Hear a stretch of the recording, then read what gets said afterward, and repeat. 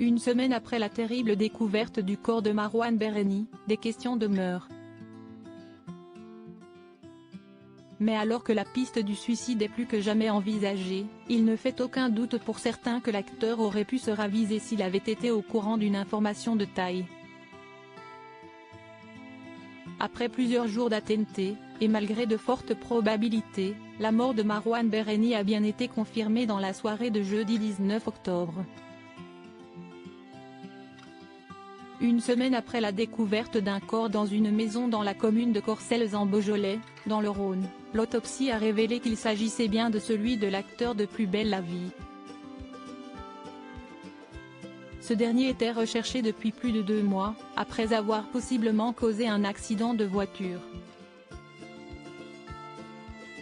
Marouane Berreni aurait en effet été au volant de son 4x4 lorsqu'une femme prénommée Sandra a été percutée.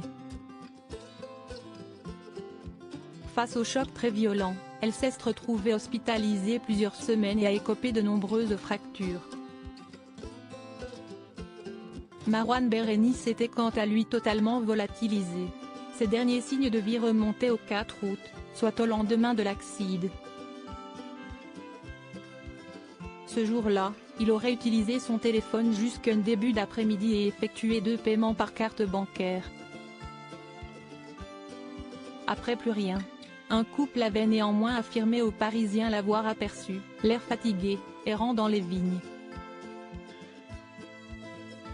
Si est finalement le 12 octobre dernier que son cadavre a été retrouvé. Le comédien de 34 ans s'est donné la mort par pendaison. Pour beaucoup, il aurait été trop bouleversé par l'accident de voiture et, pensant avoir tué la victime, il aurait choisi de mourir. Quel gâchis! Il a dû penser qu'il avait tué cette femme. Il n'aura jamais su qu'elle avait survécu. A confié Hervé, un voisin, au magazine Public, ce vendredi 20 octobre. Des propos rappellent ceux de Fiona Day, une ex de Marouane Berreni. Dans Touche pas à mon poste, elle avait partagé ces informations sur le dernier appel que le jeune homme aurait reçu le lendemain de l'accident, à 13h38 exactement.